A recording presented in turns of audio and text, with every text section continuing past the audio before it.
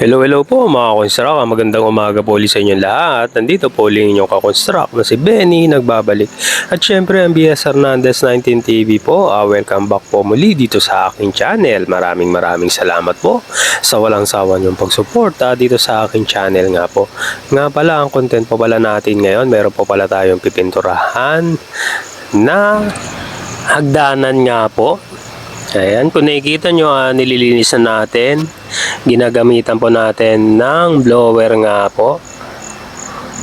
Ayan, binubugahan natin yung mga alikabok para pag pinahiran nga po natin, malinis. Ang ginawa po pa pala natin dito, nag-initial na tayo ng primer nga. Ginamitan po natin ng epoxy primer itong hagdanan para mas maganda po ang kapit ng ating ipapahid na pang-final na pintura nga po na Davies Acrylic sa tile red nga po. Yan, rubber base. Yan, rubberized paint po ang gagamitin natin dito. Dito nga po, yan, kung nakikita nyo, nililiha po natin yung step nga.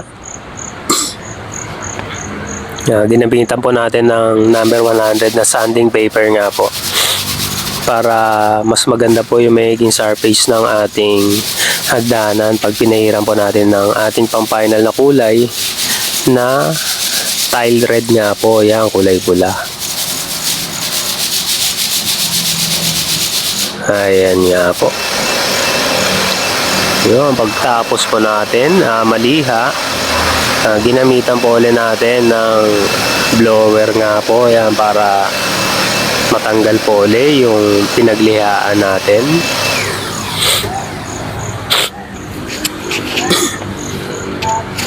Ito po ang gagamitin nga natin na pintura, Davies Acrylic Sublur Coating, rubber paint nga po. Tapos meron po tayong panghalo na epoxy reducer. Ayan, Davies Acrylic. Ito po ang ating epoxy reducer nga. Kulay pula po itong ating pintura. Rubberized paint.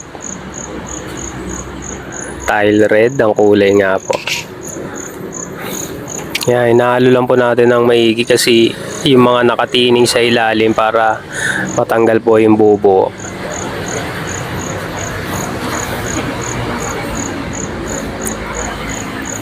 Yan nga. Yun, tapos pag nahalo na po natin na maayos, maganda na yung pinaka pintura nga po. Okay na. Magsalin lang tayo sa isang lagayan para hindi naman po matuyuan na agad pag marami po yung ating ginamit. Kasi po haluan rin po natin ito ng epoxy reducer nga po.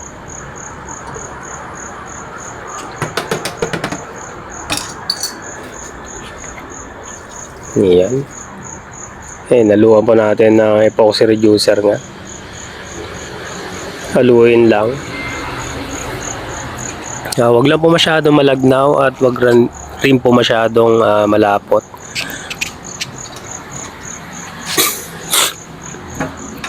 Para maganda po pag ipinahid natin do sa hagdanan nga.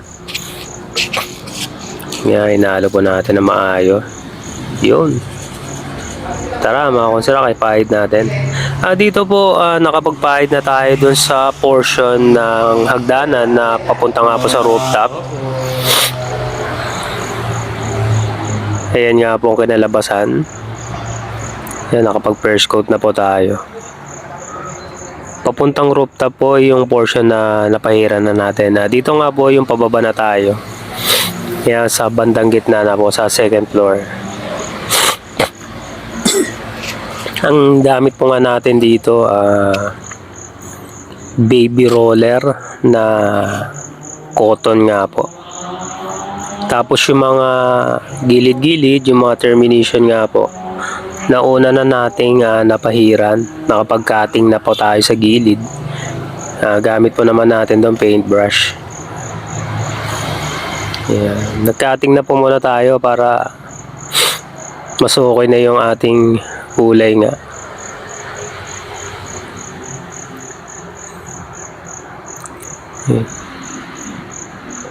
Para buo na agad. Kahit first coat pa lang, buo na po yung pinakahagdanan natin na napinturahan na lahat.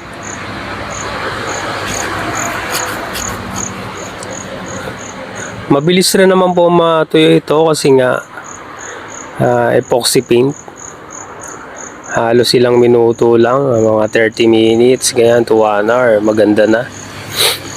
Halos tuyo na.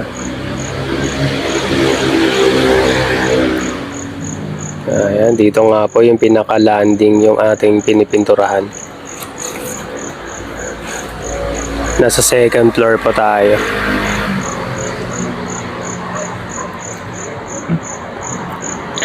Ayan nga po kinalabasan nung ating second floor na hagdanan. Ayan, pati landing.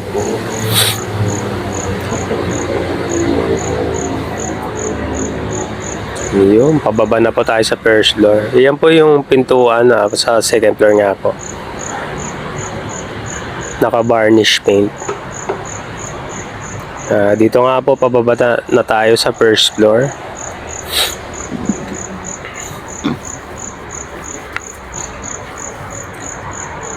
Ayan, simple lang po.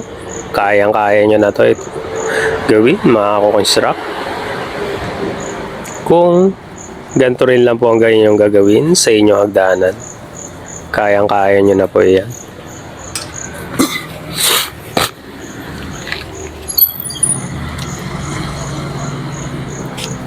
Yan, una nga po, nag-primer coat po muna tayo. Epoxy primer nga na gray.